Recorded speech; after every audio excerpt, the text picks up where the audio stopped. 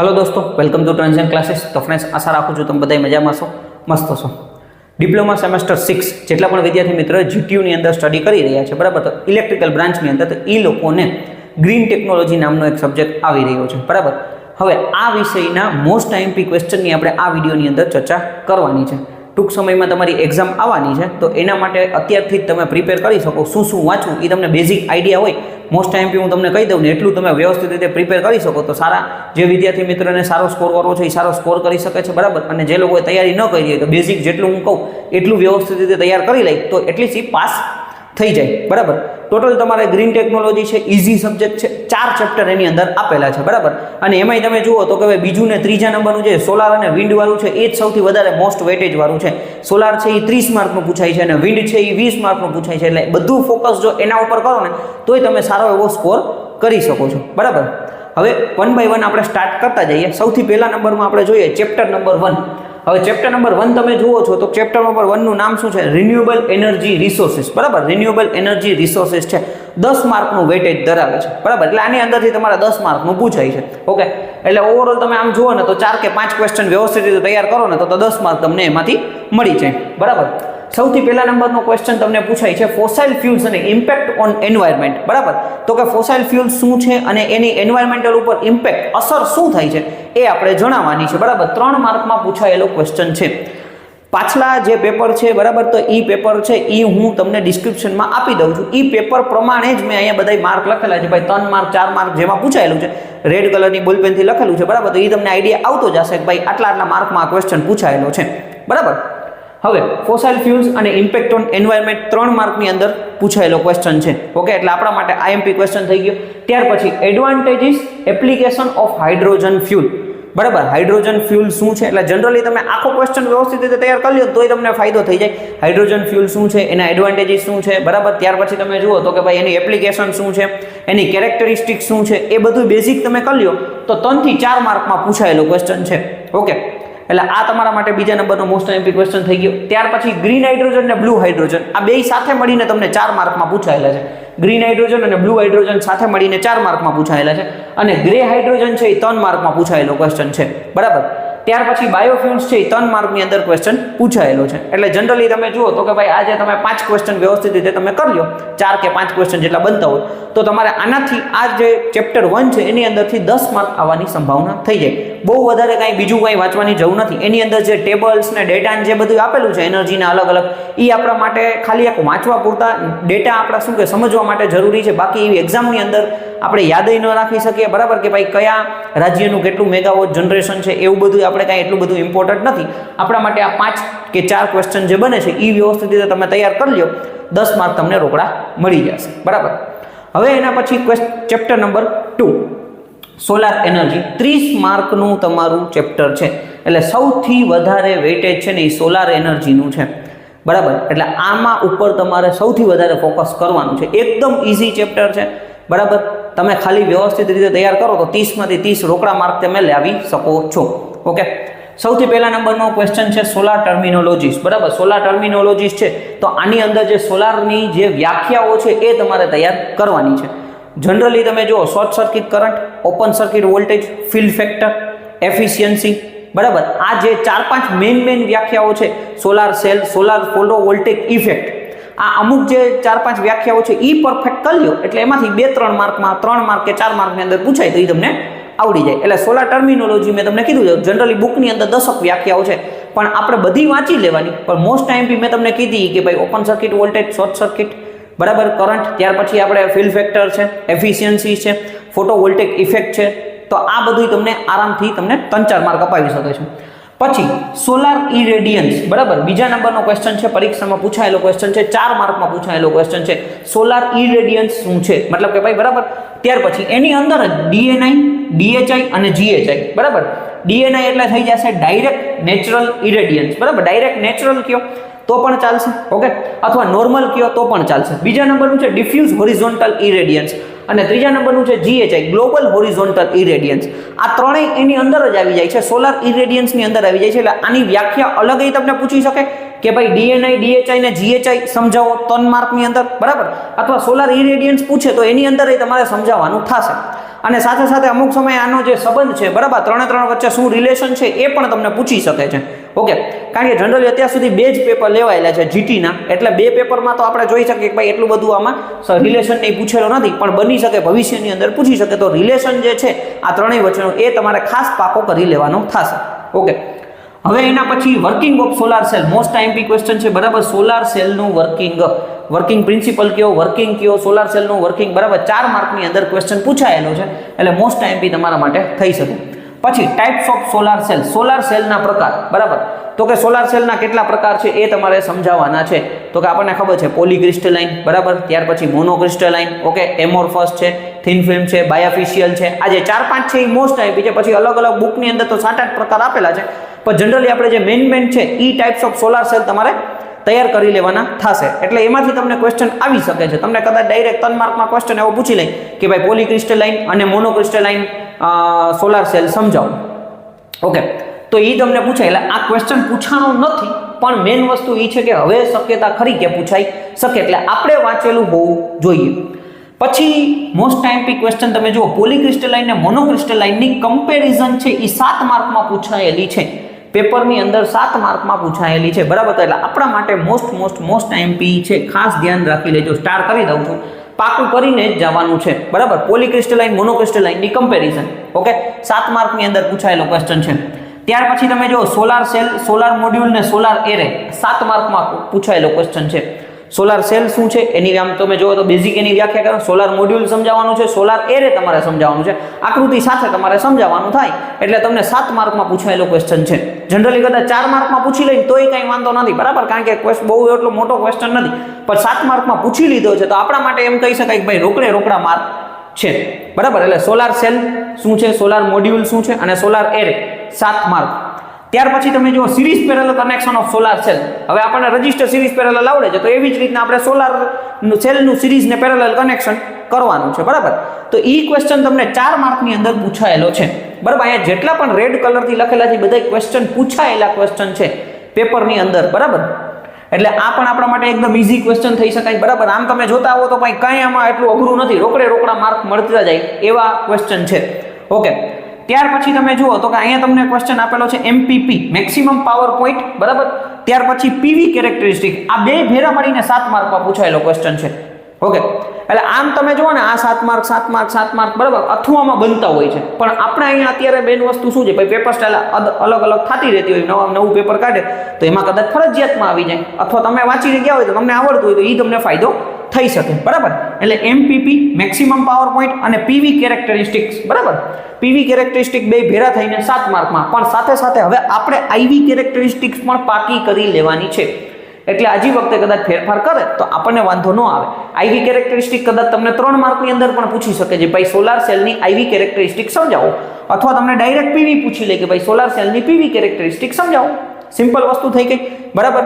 એટલે અહીંયા તમને 7 માર્કમાં પૂછાયેલું છે, બની શકે એ તોડીને 3 માર્ક ને 4 માર્કની અંદર એ પૂછી શકે છે. ત્યાર પછી પાયરેનોમીટર તમારે ખાસ તૈયાર કરવાના છે. જેટલા પણ પ્રકાર છે 3-4 પ્રકાર છે, બધાય પાયરેનોમીટર તમારે વાંચી જવાના છે, તૈયાર કરવાના છે. એની અંદર જે છે ફોટોવોલ્ટેક છે એ તમને 4 માર્કની અંદર પૂછાયેલો ક્વેશ્ચન છે. અહીંયા લખ્યું નથી બરાબર, પણ મેઇન વસ્તુ એ છે ફોટોવોલ્ટેક ટાઈપ જે પાયરેનોમીટર છે બરાબર, એ 4 માર્કની અંદર પૂછાયેલો ક્વેશ્ચન છે. પણ હવે આપણે તૈયારી કરીએ છીએ તો આપણે જેટલા પાયરેનોમીટર હોય આખો પાયરેનોમીટર ટોપિક જ તૈયાર કરી લેવાનો.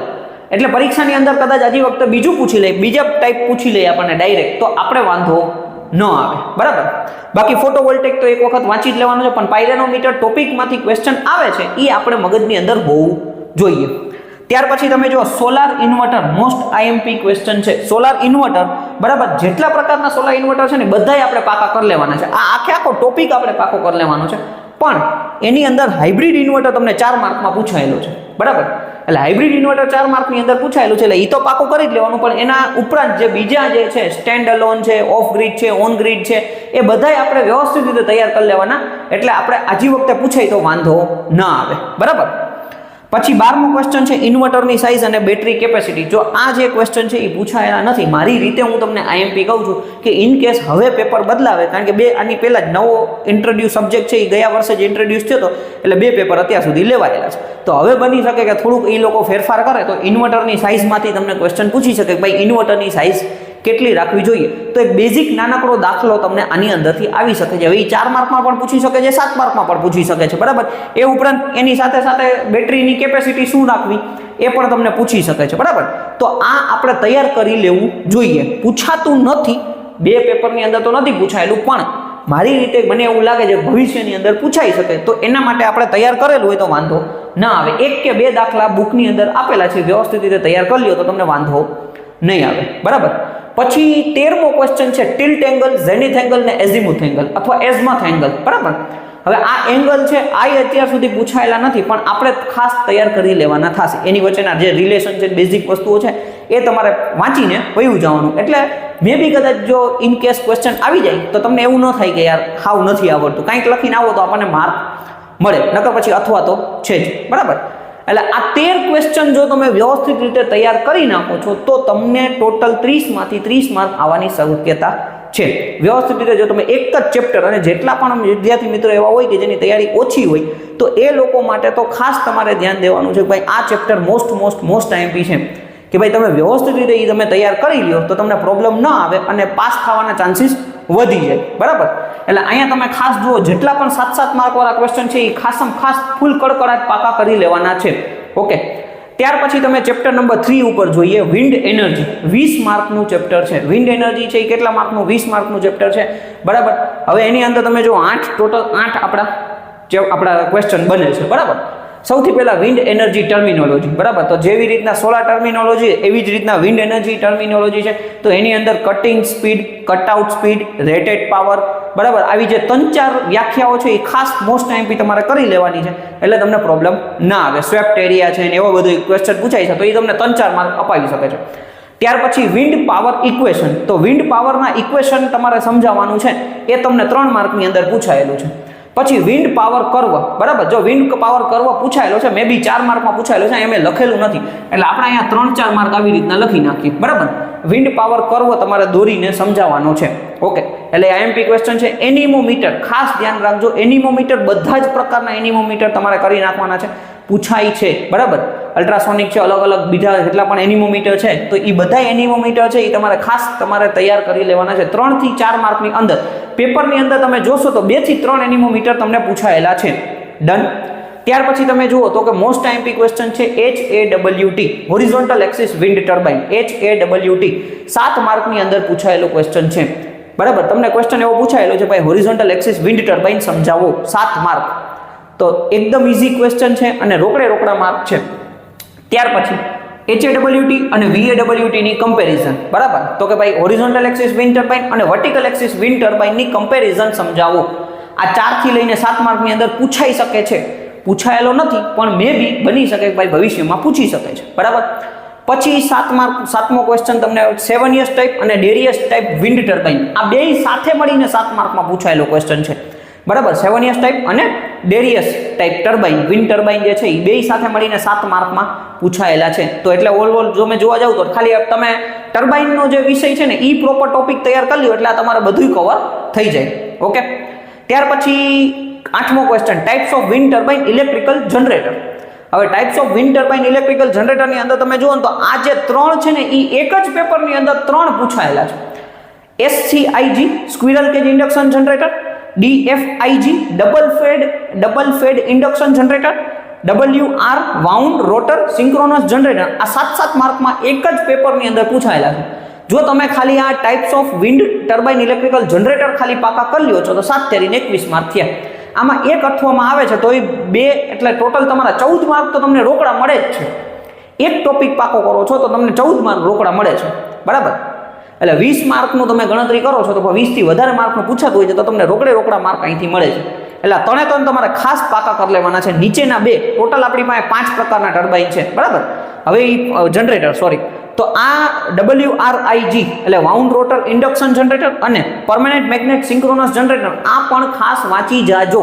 બની શકે કે આમાંથી 2 અહીંયા નીચે આજી વખતે કન્વર્ટ કરી નાખે બીજા પેપરની અંદર, બરાબર. કે WRIG અને PMSG સમજાવો તો એ પણ 7 માર્ક 7 માર્કમાં પૂછાયેલા છે. તો મોસ્ટ આઈએમપી છે તો એ તો આપણા માટે બેસ્ટ જ છે કે ભાઈ આટલું સારું ઈઝી અને સારું પૂછાય છે આપણને, તો એ રોકડા માર્ક આપણને મળી શકે છે, બરાબર. એટલે મેઇન આપણે સૌથી વધારે ફોકસ ચેપ્ટર નંબર 2 અને 3 ની અંદર કરવાનો છે. એ તમે વ્યવસ્થિત રીતે કરો એટલે તમને રોકડા માર્ક મળી જાય અને સારામાં સારો સ્કોર તમે કરી શકો છો, બરાબર. પછી ચેપ્ટર નંબર 4 જોઈએ, રિન્યુએબલ એનર્જી પોલિસીસ, બરાબર. હવે આ 10 માર્કનું ટોટલ પૂછાય છે, બરાબર. હવે એની અંદર પહેલા નંબરનું પીએમ કુસુમ યોજના, પીએમ કુસુમ સ્કીમ કયો કે યોજના કયો 3 માર્કની અંદર તમને પૂછાય છે. પછી ફીડર લેવલ સોલરાઇઝેશન સ્કીમ, આ 3 માર્કની અંદર પૂછાયેલું છે, બરાબર. ત્યાર પછી તમે જો solar park and ultra mega solar power project scheme 7 માર્કની અંદર પૂછાયેલો ક્વેશ્ચન છે, બરાબર. એટલે આ 3 ક્વેશ્ચન છે એ પૂછાયેલા છે. આ 3 તો આપણે ખાસ પાકા કરી લેવાના છે, કારણ કે આની અંદર જનરલી બહુ વધારે 10 માર્કનું છે તો ભાઈ રિપીટ જ કરી શકે, કાંઈ બીજા તો એટલા બધા ટોપિક બનતા નથી. એટલે પીએમ કુસુમ યોજના તો મોસ્ટ ટાઈમ બી છે, પૂછાઈ જ શકે છે, બરાબર. પછી આ feeder level solarisation, solar park અને ultra mega solar power project, એ ઉપરાંત 2 ક્વેશ્ચન મેં વધારાના આપેલા છે, એ વાંચીને તમારે વયું જવાનું એટલે તમને પ્રોબ્લેમ ન આવે.